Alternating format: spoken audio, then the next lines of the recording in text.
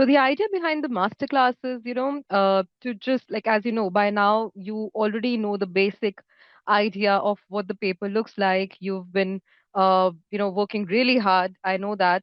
Many of you've been, writing a lot of exams and practices, etc. But it's just like you can say that one last edition wherein we are going to just take up the common errors which usually, or the high frequency pointers or the common errors which students tend to make, so that in this last brushing up we specifically pay attention to that, right? So I think we are good to go. And yeah, all right.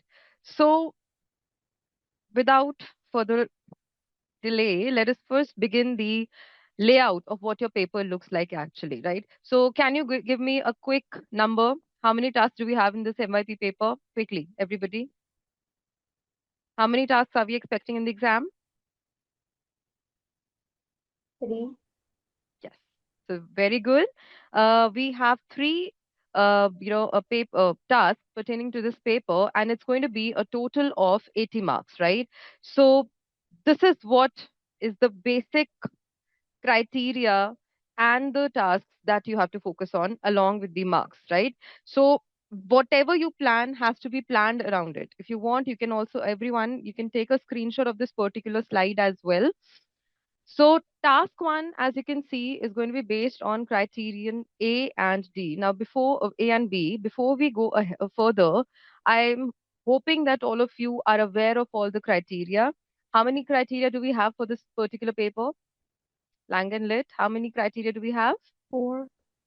Exactly. Very good, right? So there are four criteria, right? And each criterion is divided with a weightage of 20, right? So whatever you're going to find here, right, in this particular section, the last column, if you see, each criterion at the end is going to weigh 20 marks. So 10 marks each in every question, barring criteria A, because criterion A is only present in task one, and here it's going to be 20, but that is also, like we're going to see, divided into 10 and 10. Right? So each question, whenever, first thing that all of you have to do is whenever you look at any task, please check the criteria that you're writing for, right? And do remember there are certain keywords that MYP people are going to look at when you write your answers, right? So I will not go into the jargons because I mean, it's high time you already knew that. But what I'm going to do is I'm going to give you the keywords, a checklist sort of a thing, which will, you can, so that you can ensure that whatever you're writing aligns with those criteria, right? So when you talk about criteria A, criterion A is basically analyzing, as we all know, right? Always give yourself these four checkpoints. You can know these, you can take a screenshot, whatever works for you. The first one is explicit meaning. Second is implicit meaning. Third is techniques, right? And the fourth is going to be the effect of those techniques. This is going to work in both the questions in task one, because task one is divided into two sections. A to D is one, right? And then you have another compare and contrast question. So in both the cases, because criterion A is involved, you will have to look at these four checkpoints for yourself. So we all know what explicit and implicit meanings are. Is there any confusion? Anybody? Explicit meanings are basically the meanings that are directly interpreted, whereas implicit are the ones that are more layered, more hidden, isn't it? And techniques class, remember one thing, these are going to be very specific on the kind of text that you're going to sit for. Now, when you talk about the text that you get, you can have a text that is visual. For example, if you have task two, you're going to have, or for that matter, image oriented any task that is visual in nature. If you have a clipping that has images and sound and light, so there's a combination of all, right? So which text are you getting? Your techniques have to be specific to that. A very common error that I find students often they make this mistake, that they only restrict themselves to the language techniques. Please ensure you don't do that. So if you're getting a visual image, you have to look at other elements as well. Can you drop a few elements out here, class? Can you tell me, if you get an image prompt, or basically, let's say if you're looking at a video clip, what are the techniques that you would look at? I mean, diegetic, non-diegetic sound. Very good, very good. Sound, diegetic, non-diegetic, both excellent. We have camera angles, Perfect, perfect. Camera angles. What else? shots. Shots, right? So camera angles and shots are related, right? So very good. So basically, you're looking at light, and with light, you are also aligning it with absolutely correct camera angles. You are going to look at so angles are going to combine and create a particular shot. And then music was another answer that we've gotten, right? Anything else, class? Anything else? Also go for I don't know technique. how to pronounce this. Hmm? I don't know how to pronounce this, but miso on scene, something like that as Very well. good. Very good. That's actually a very important technical word.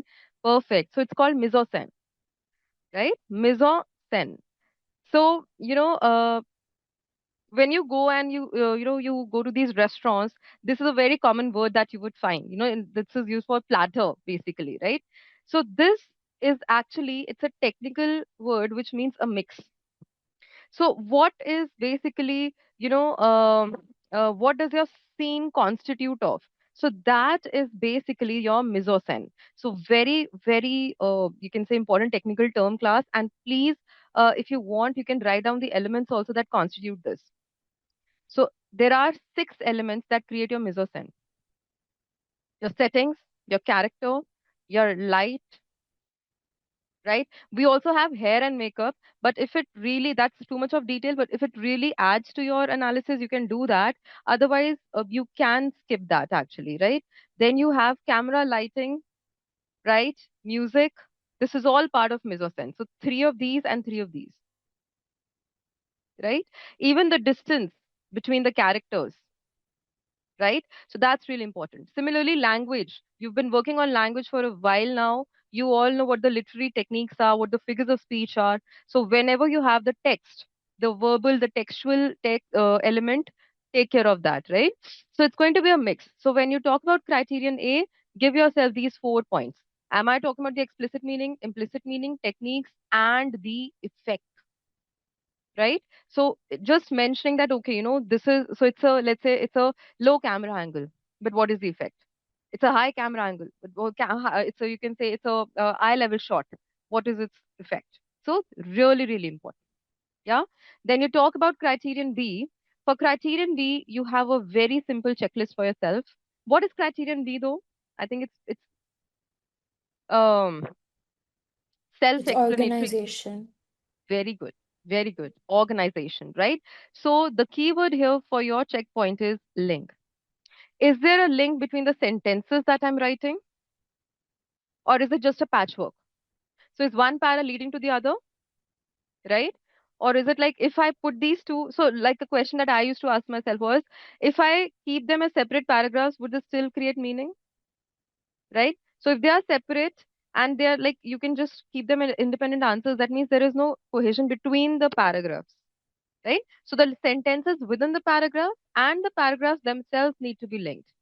So for this, please use a lot of connectors, transitive words. These are really, really important, right? So here, the checkpoint for you would be the list that you can extend for criterion B would be connectors and transitives. And this is why you also write your topic sentences. We'll be coming to that quickly, right? So this is your point here. Then criterion C. What is criterion C, class? When you say producing text, what are you going to look into that? Like, how do you make sure your criterion C is served? I mean, I think they really focus on your creativity and also your like how much you focused on the prompt. Excellent. Perfect. Perfect. Right. So the key points here would be the concept, right? The key concept that you're talking about, creativity, right? And prompts. There's one more that you can add here: conventions. right? So these three are the questions that you will ask yourself. Am I following the kind of, am I aligning with the concept that's been asked, right? Am I taking care of the prompts, right? Now, sometimes you're given more prompts than you are supposed to write. So you are picking one. You begin with one. Are you kind of working around it, or are you kind of digressing between several prompts, right? So is that kind of, aligned well? Then conventions. So let's say you're writing a screenplay. So for a screenplay, what do you think are the important conventions? What should be there in a screenplay? Can anybody tell me? Exterior, interior, states. Very good. Very good. Right? So you have to give your settings. Before that, you have to place the scene. Excellent. Then what? What else? Good. Stage direction. Very good. The stage directions, right? Where are the objects and the characters placed? Where's the light coming from? How does the background look like? Excellent. What else? The dialogues. Yes, very good. The dialogues, right? And between the stage directions and dialogues, there's something else also that you can add. What would that be? And parentheticals. Yes. And what do you include in that? You Think, think. basically indicate how the line is spoken, what the action is being done. Yes, correct. But that is like you can say, yes, it could be between before the dialogues, and that could also be in between the dialogues. So let's say when you're writing a dialogue and suddenly the tone shifts, so you can add those parentheticals, right?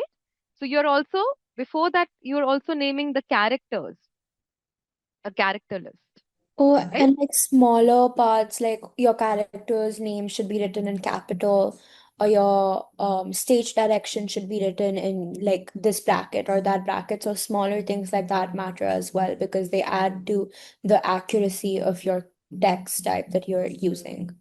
Perfect. Perfect. So what kind? So are you using a square bracket? Are you using parenthetical? So, or, so basically the smaller brackets are being used. So why? So everything. So absolutely correct. So all this goes in your criterion C. Are you following the correct conventions? Are the prompts being aligned with properly? Is the concept being taken care of? These are the checkpoints that you have to use for criterion C, right? Then very quickly, criterion D. Language. So, what are elements are you going to take care of in this? Vocabulary, Perfect. Very good. What else? punctuations, Excellent. What else can we add here? grammar in general. Very good. The grammar that you're using, right? Because they mentioned that, minor errors can still be taken care of in your spag, right? Your spelling, punctuation, and grammar. But for like majority of it, it needs to be perfect, right? It needs to be good. Correct? Your grammar, punctuation, vocabulary. What else, class? What else? You're doing really great, all of you. What else? An appropriate register. Excellent, excellent. Register, right? Tonality. So register. So, let's say if you have a screenplay or a monologue which has a character which is, let's say, a 10-year-old child versus maybe a 60-year-old person. So what words, like what, and also, is it going to be formal, semi-formal, informal, right? So register really matters. Tone, like we just said, tonality, right? Very good. One more thing, class. One more thing. Let's see who gets it correct. Think of it. We might get more than one also actually with your answers. Yeah. Think. Structure or form. Structure, you're almost there. Very good. Structure in reference to the format would go in criterion C, conventions, but it is related to structure. What is it? Quickly. Sentence structure. Perfect. Perfect. So it is the sentence structure. Please make sure that you write a mix of sentences, like simple and complex, right? So one thing which I've personally seen is now when I teach students that you are supposed to make complex sentences as well, sometimes I feel that maybe if I write really convoluted structures, I'm going to score more in my criterion D. That's not the case, class. Complex sentences do not mean convoluted sentences. That is something which you have to take care of, right? I'm repeating myself. Convoluted sentences, complex sentences, there's a difference. And that is one key thing that you should take from this masterclass. You write a mix of clauses, that's okay. But if they are leading nowhere, it's not helping you, right? So that is one thing. So sentence structure, a mix. You can use simple sentences and you balance it with complex structures, right? So these four criteria have to be very clear, and these checkpoints would really help. These words would really help you kind of, remind yourself whether whatever I'm writing, is that aligned well. Fine. Now let me ask you the simple question. I hope it's visible to everybody.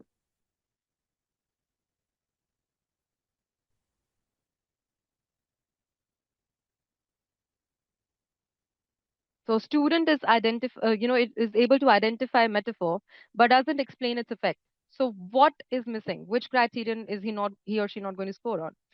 Absolutely correct so far. Okay, I might be speaking a little too early.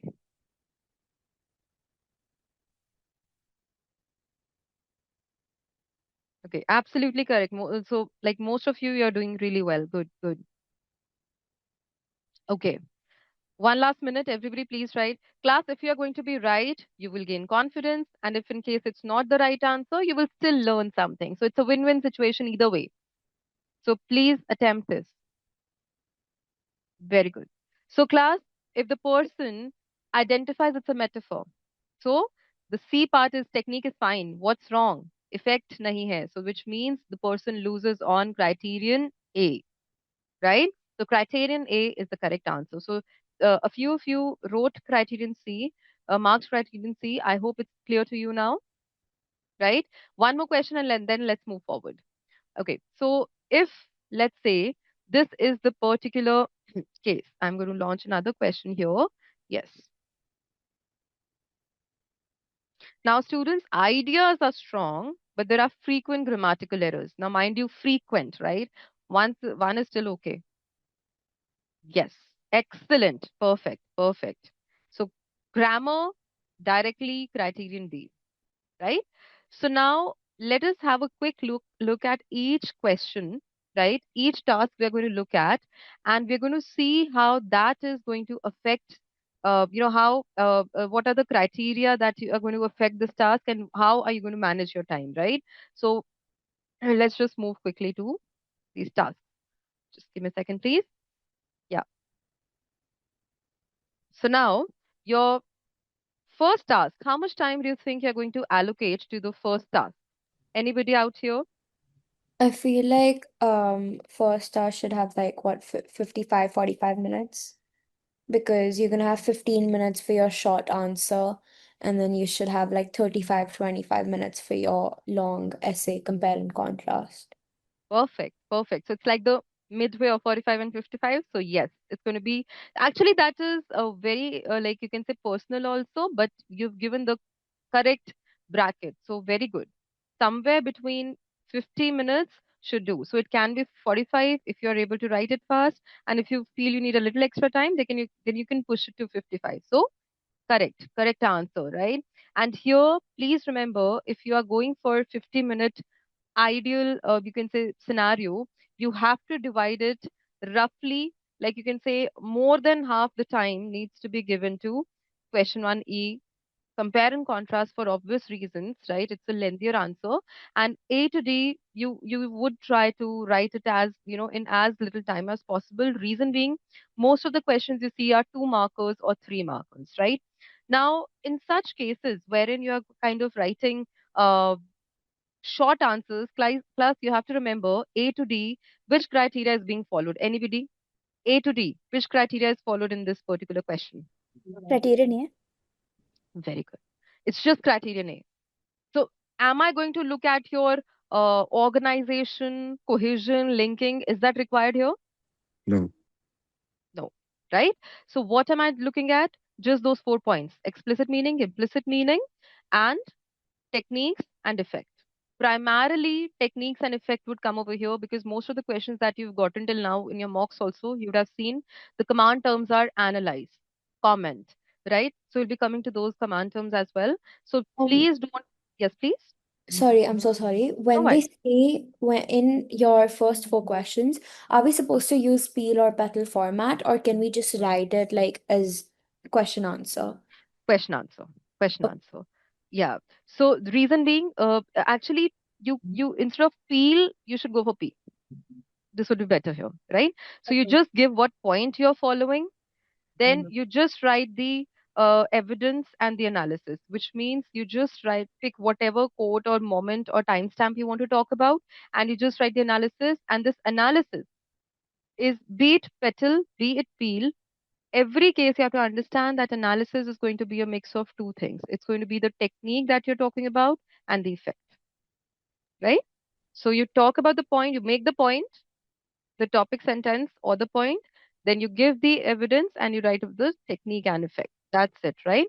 And you try to be as brief and precise as possible. Does Okay. that work? Yeah, thank you. Yeah.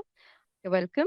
Then the next thing that you have to remember is, whenever you are writing this particular answer, please, like in effect also, technique also, please understand the text type. So I'm repeating that, but it's really important. Understand what text type you have. Is it a written text? Is it a visual, audio, multimodal? What's a multimodal text though? What is this multimodal text?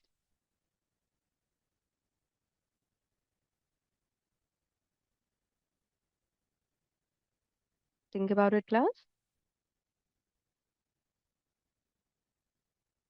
I mean, Multi and modal. multi just says like it's multiple different things. So it could be like a combination of a visual and an audio, or like a combination of written and visual. So like for example, we have a news article that has images and text, so that would be multimodal, I guess. Perfect. You're absolutely correct, right? So if it's, for example, if it's a video clipping, it's a multimodal text. Like you very correctly said, we have the text, right? In some cases, you have those, credits coming up, and then you have the audio, you have the visuals, right? So exactly. So you have to take care of that when you are quoting your evidence. Yeah. Till now, do we have any query, any question that anybody needs to ask? All right. Now let's quickly move to this particular part that I was talking about, the command terms, right? Now, class, I I hope everybody is aware of the command terms that you are supposed to look at while unpacking the question. What do we mean by unpacking the question, everyone? Understanding what the question, what your answer requires. So, if it's identified, then you just state something, or you figure, or like you look from the text, you pick something out. And if it's analyzed, then you need to explain the impact of something, or just Perfect. analyze the text. Perfect. Very good. So, for example, let's say if this is, so I'll pick a previous year paper here, right? And I am going to, so for example, this is the previous year paper, and I'm going to look at the question. So it's right here. Comment on the significance. When you say comment, what are we looking at when we say comment? Give your opinion. Very good. And when you're giving your opinion, are we going to base it on something? I mean, on the evidence in the text, of course. Perfect. Perfect. So opinions based on the evidence. Excellent. Right? And class, now you can see over here. It's a two marker.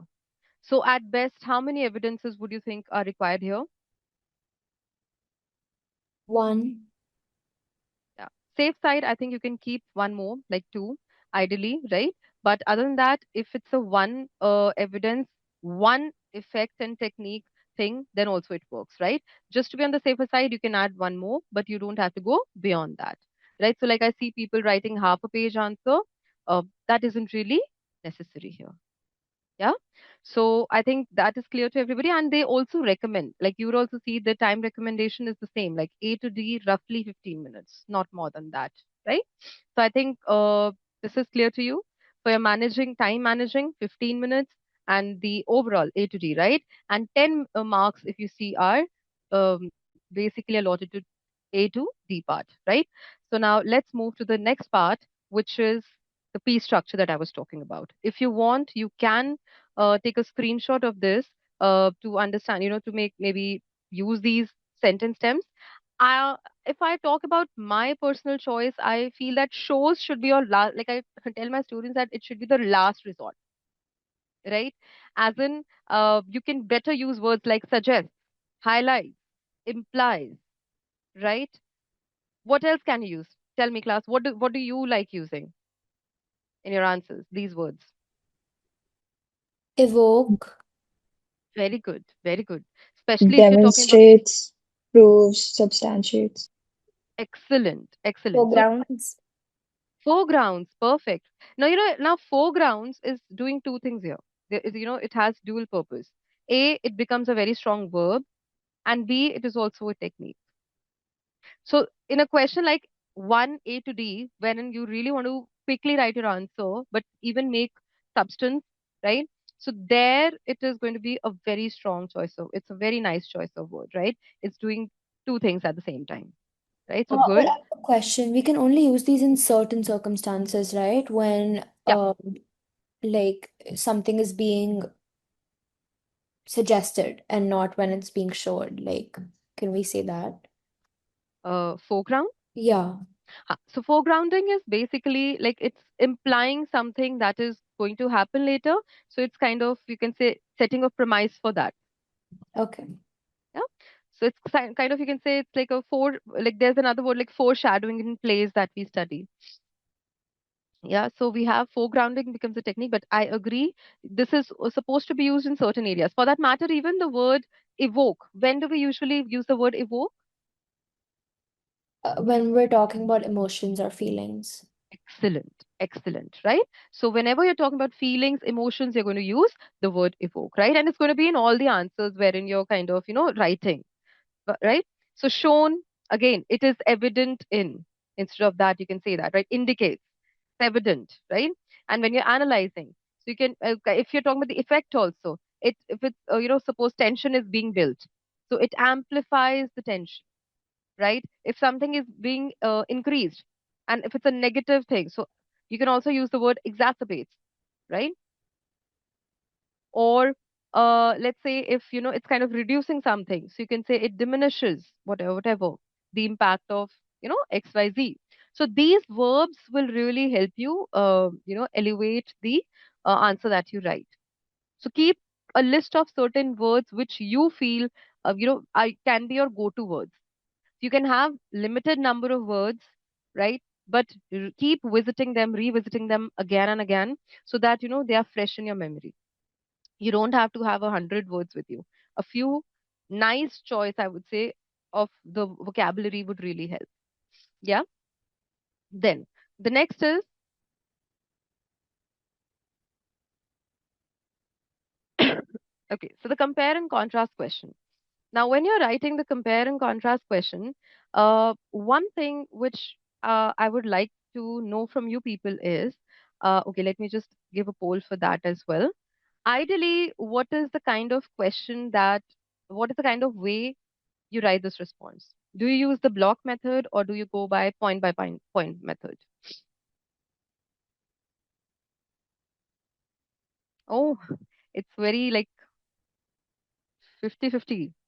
Okay, I'll give you a few more seconds.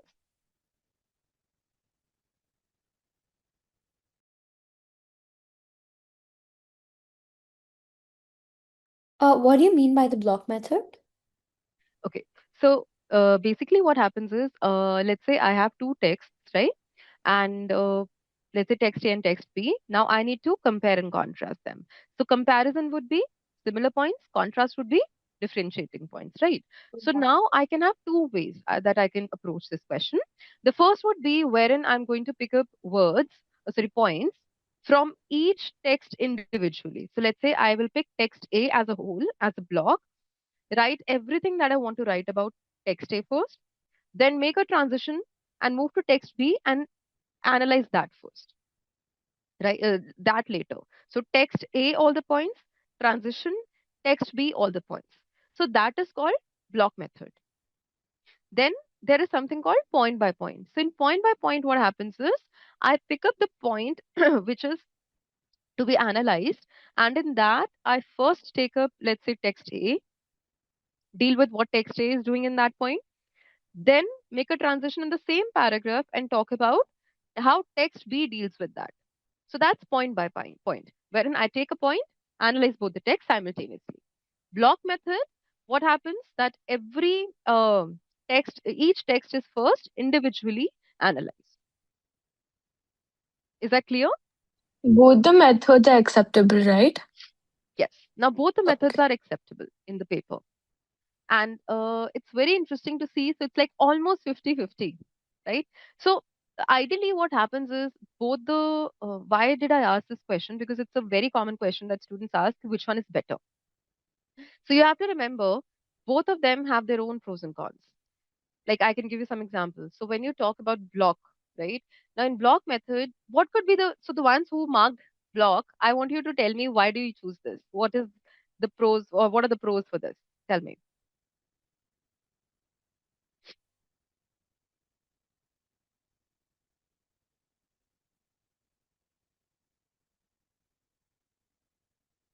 Oh my God, I didn't expect this silence.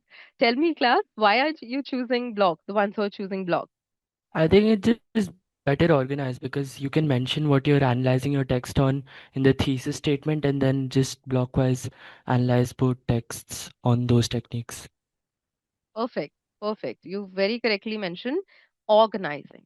So it's really, really simple. Like you can be very clear in your head that, okay, these are some points that I want to write about, you know, from text A, and then I'll move on to text B with these particular points. So it's easy to write. It's more clear in your mind when you're organizing. Absolutely correct. And the people who are writing the other method, point by point method, what do you think are the advantages of that particular method? I think in that one paragraph where I'm comparing I'm comparing two texts at the same time, then I can actually like show more connection between them rather than differentiating them between two different paragraphs. Yes, correct. So it's like you don't have to delay the point of comparison.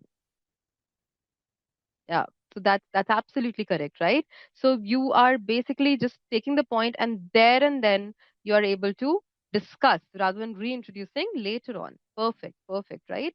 So you have to remember if you're choosing the block method, no, one thing is there, whenever you write the second answer, the second part of the answer, wherein you're choosing text two, you have to relate it time and again with text A, which means there have to be some connecting words. There have to be words that hint at, oh, I discussed this in A, and now this is different here. So that is really important to make a block answer successful, right? And again, when you're talking about point by point method, here what is important is to realize that you have to keep your uh, points aligned, in an equivalent fashion with both the text. So you cannot have, because it's going side by side, so they have to weigh equally. You cannot analyze one more over the other. Although that's true for block also, but here it's really evident, right? So both the methods are acceptable.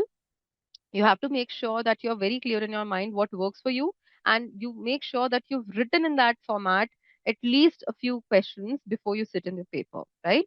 Rather than experimenting there, right? So that is something which should be very clear in your mind. Then another important thing whenever you're writing your compare and contrast is how you begin. How do you write a good introduction? So please make sure that whenever you write your introduction, I know you all know how to introduce it, you know how to kind of write the introduce the text and all. Just remember one thing, your thesis statement is really important. And in your thesis statement, please balance it. Talk about the point of deviation, talk about the point of similarities in a very balanced approach. That is one thing that I really wanted to discuss here, right? So you can use words like, the text explores this. However, in the former, this is the case, whereas in the latter, this is the case, right? So you have to kind of keep it very balanced. That is one thing that I wanted to discuss here. Other than that, in this compare and contrast question, is there anything which you people have your gaps in or anything that you really don't understand? You can let me know. And then we'll move to task two then. Yes. Anybody? What do you really mean by organizing in this answer? Is it just regarding the paragraphs or using transitive words? I don't really get the essence of organizing in this answer. Okay. So first of all, it is going to be how you like you basically you choose the format, right? Like we're just discussing block method or point by point.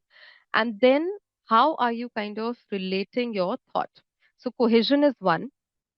Cohesion as in how does one point relate to the other, right? And like you very correctly said, transitives, connectors, yes, they are a part of this organizing, right? And the third is that the flow of thoughts needs to be seamless, which means like you are writing an introduction, right? At the end of the introduction, there has to be a thesis statement. This thesis statement should hint at what follows, right? What follows. And then each body paragraph. So let's say if you're writing three body paragraphs, each body paragraph begins with a topic statement and ends with a linking statement, right? What do we mean by that? So, like, we all know what topic statement is. It's going to reflect at what this para is going to talk about. In the para, you always, an easy way to work on your organizing is you always once in a while hint at the keywords from the question and kind of keep justifying why are we discussing what we are discussing. So that really helps you in your organizing in case you have any doubts, right? Then linking also goes back to the keywords of the question and justifies why you decided to choose this, right? So your organizing is basically, like you very correctly said, that is actually organizing how the thoughts flow, how are you arranging your points, is there cohesion, are you reflecting back the keywords again and again from the question or without sounding repetitive though, right? So you're justifying basically why are you discussing what you're discussing, and there needs to be connectors and transition words. Is that clear now? Got it. Thank you, ma'am. One more question. I'm really sorry. Yes, please. No worries. About the conclusion of the compare and contrast answer. Like, what do I need to include in the conclusion? Yes. So that's actually a very important question, and great that you asked this. See, many a times we feel that conclusion is a summary. Class, that's half true. Conclusion is summarizing what you wrote, but you have to give it, your own rendition, like we say in music, right? So it's like your own point to it. Like, what did you understand? Because you had been discussing all that for a while in this whole compare and contrast. What is your takeaway on that, right? So there is something, it's basically, you can say your view. You're not building something new. Please remember, you're not building something new. You're reflecting. It's your reflection, I can say. Your reflection on what you've summarized. So instead of summarizing, you can say it's a synthesis, right? So you summarize what's there and you give your reflection on that. That is basically a perfect conclusion. It's a synthesis, right? So we can actually see. So you're restating the thesis, but you're giving your own final point, right? So is that clear? Got it. Thank you. You're welcome. Then the next one class, so this is again a revision, like task 2 and task 3 are basically reiteration of what we've discussed so far, right? Because if you see task 2, it is C and D. So C is again, what is C? C is your, which criterion is it? Everybody, tell me quickly. Criterion C. Producing text. Excellent. So when you're saying producing text, I told you three words. What were those three words, everybody, that you have to reflect your checkpoints? You just wrote. Concept, prompts, and convention. Excellent, excellent, right? So your prompts, right? Then your conventions, right? And which is the third one? Creative. Exactly, right? The concepts, like creativity. And what do we mean by creativity here in this particular question? Please tell me, everybody.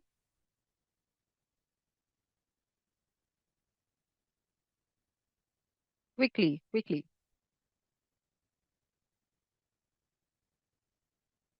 How you really Crea- imagine and develop your thoughts.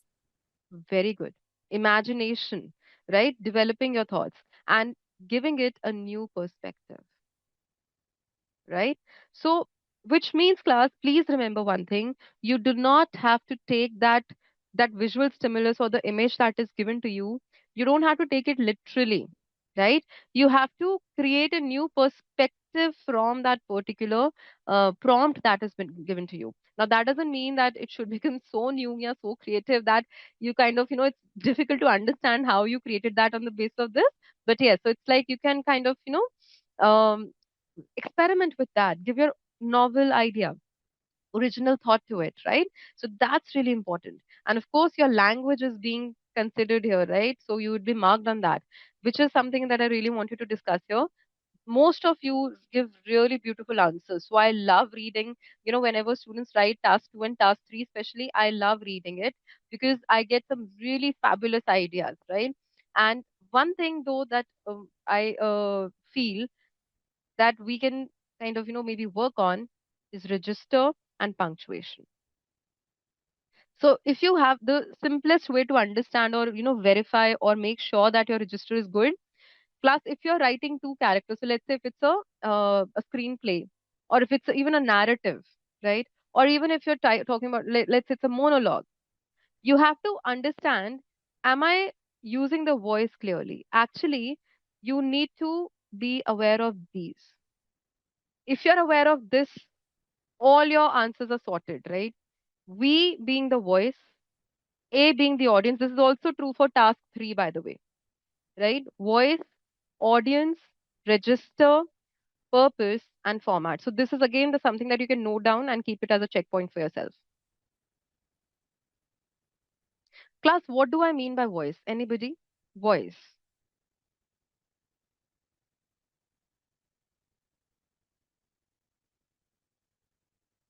Think about it. Voice. Is it your point of view? Very good. Very good. Perspective, point of view.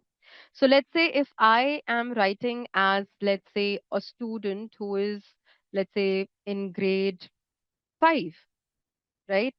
How am I going to speak?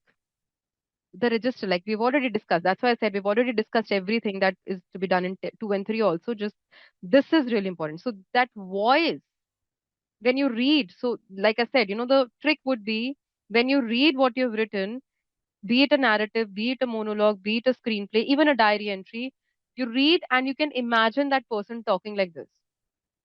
So if I have a grade 5 student, I cannot make that person speak like a Shakespeare. I cannot do that, right? The diction, even through your punctuation, you can also provide some sort of expression. So if it's a word where you have to show a scene wherein the child is really overwhelmed or excited, happy, you know, use such punctuation marks. Where there's a lot of reflection, use ellipses. Wherein the child is confused, use question marks, right? So play with punctuation as much as you want to, yes, but in an academic way, not like you putting, uh, you know, 4 question marks back to back. Of course, we cannot do that, but yes. So as much as you're keeping it academic, but at the same time, you're kind of experimenting with your punctuations, with the register, with the voice, right? That's really important in this, and that is when you create new, original work. And format, we already know what, so if it's a, like we just discussed, if it's a screenplay, how do you write it? If it's a monologue, how are you supposed to write it? One common error which sometimes I feel students they're prone to make is mixing narrative and descriptive. So please make sure narrative uses dialogues, descriptive doesn't, right? So don't mix the two. Narrative can have some parts of descriptive when you're kind of writing the introduction, the setting. But other than that, you have to use more of interaction, dialogues, etc. Action needs to be moving forward or backwards, depending on if it's a flashback, right? So please take care of that. Anything that you want to ask in task 2 class, anybody. WOF will really help you. So VRPF, you can write this down. Anything that you'd like me to add to this?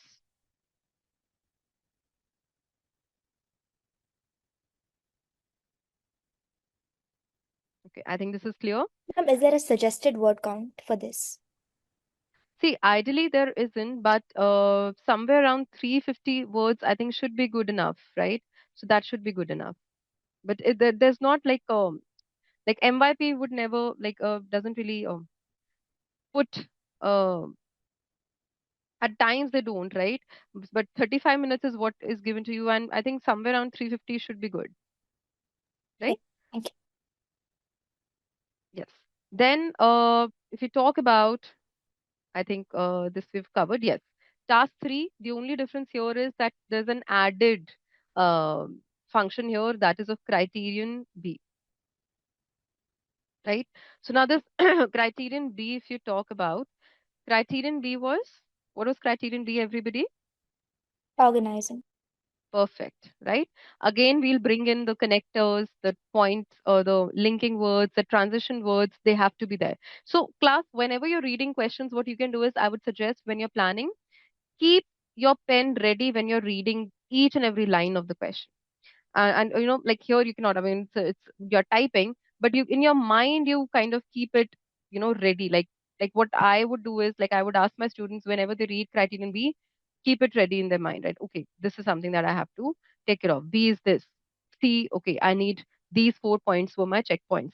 D, these 5 points for my checkpoints, right? Keep them handy, right? Then uh here one thing is really important. If you get a persuasive task, very important. So let's say if you get an article, a speech, right, or a blog which is persuasive in nature, please make sure that you use your figures of speech that are persuasive. And here, some things like in most of the non-literary texts, these are your go-to devices. Rule of three, very important, right? Then your rhetorical questions, really helpful. Just a second. Yeah. Rhetorical questions,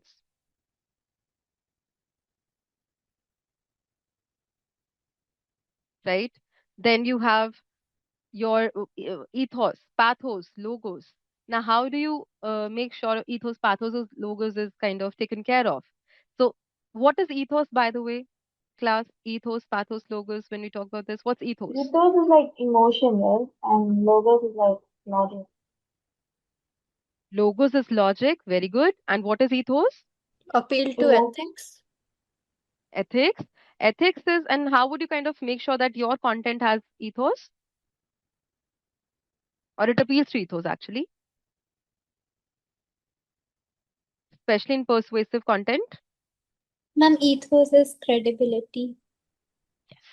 Very good. It is kind of appealing to the ethics by giving it credibility, right? And how do you add credibility? You basically add resources that you feel are credible. So, for example, let's say even your analysis also, class. So, let's say if you're watching a clip, or maybe you're looking at some sort of visual text, wherein they are providing some sort of some very reputed organization. So let's say they say WHO says this, right? Or United Nations Security Council has said this, right? Or the Environment Association has said this, whatever. So when that organization is telling you something, what is it doing? It is appealing to your ethos. You feel that this is a credible piece of information, right? So both in your analysis and in the production of the text, this would help you, right? So whenever you're writing something, you can probably, if you are able to if it is relevant there, right? So you can see if it is kind of appealing to the ethos. You're producing content which comes from credible source. And what is pathos then? What is pathos? Appeal to emotion. Excellent. Pathos is emotion. And for that, the easiest way is emotive language, right? Emotive language. Sensory details, right? I'll give you an example. So let us say you want to tell everybody that um, climate change is doing a great harm. So instead of that, imagine the plight of the planet makes us cry, or you can say, probably if you say, what are we leaving for the future generations? A planet that is crying for help. So the moment you say, what are we leaving for the future generations? A planet that's crying for help. It's a rhetorical question, and it is also emotive, right? So you are appealing to pathos also. You are creating a rhetorical question, so you are letting the audience think about it, right? So that could be added in your persuasive speech. And third is for logos. So you said logic, right? Class, now how can you add logic to your content? Ma'am, by What can using statistics. Very good. Statistics, right? And if you have some sort of survey that's been taken, so basically that would be related to statistics basically, right? Percentages, facts, right? So all of this is really an essential element of your persuasive writing. And if I talk about emotive language, logos, pathos, ethos, this can also be used, I'm repeating, in criterion A, which is analyzing.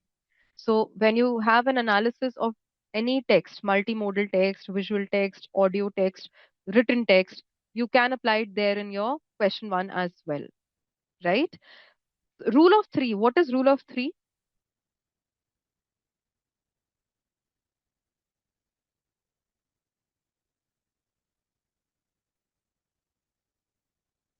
Really helps. Rule of three.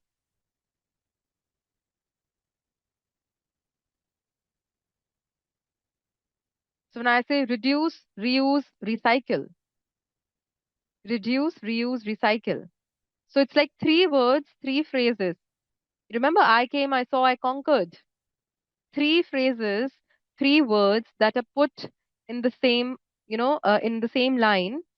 That's called rule of three. It makes your content really strong, right? It can also build anticipation or effect, right? So, for example, uh, we need steps to conserve the planet before before it becomes difficult to breathe, to let's say to live, to let's say find food, fresh air, and life.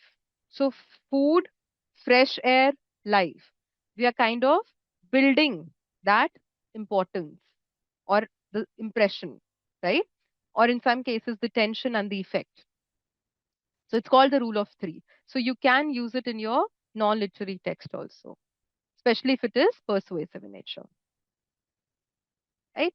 So with that, all the three tasks that we have, I think we've covered those. Please let me know if there's anything that you've not understood or if there is a gap or anything that comes to your mind that you want to share.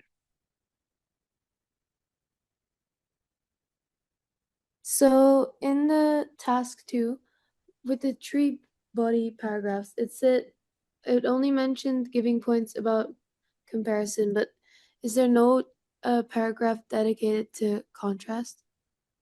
No, so basically, what we are going to do here is it's an either or, right? It's a good question. So one is that you go, like we're discussing, point by point. So in point by point, you pick a point and then you kind of compare.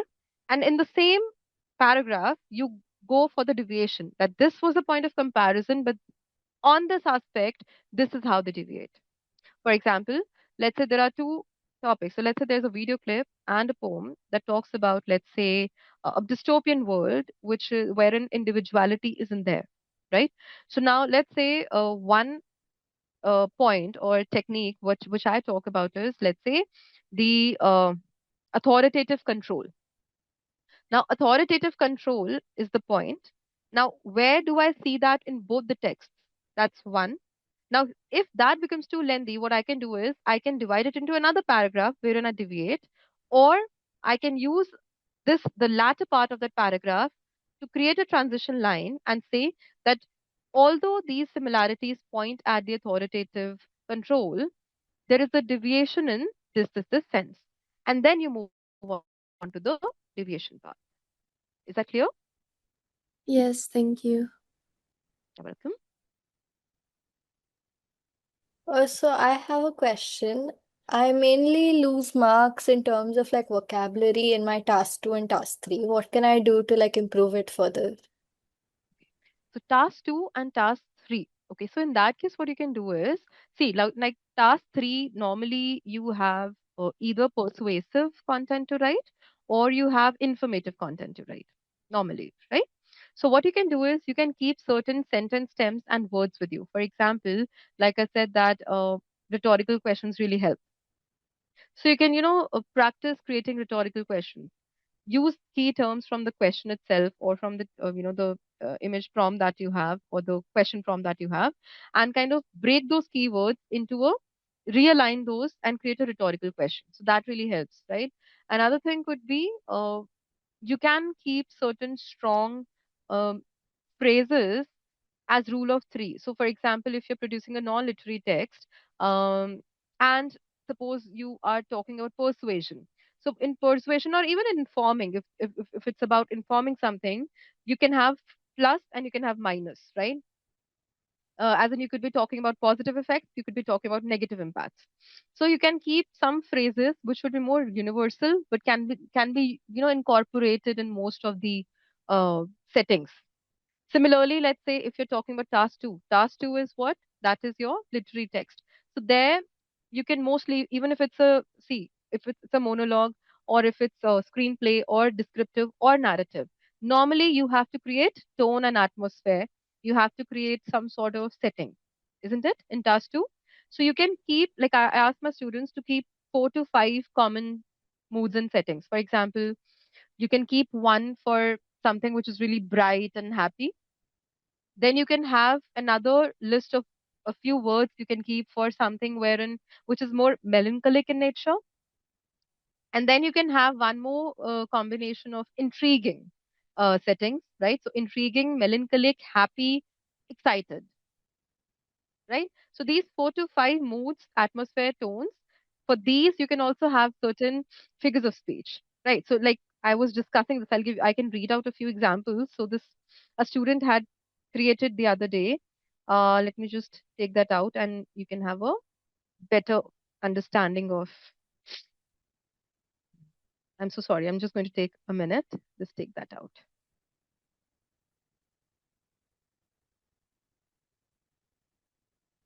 Yeah. So now the student. So we had worked out for something. Okay. So this is basically a happy atmosphere. So the student wrote vivid words.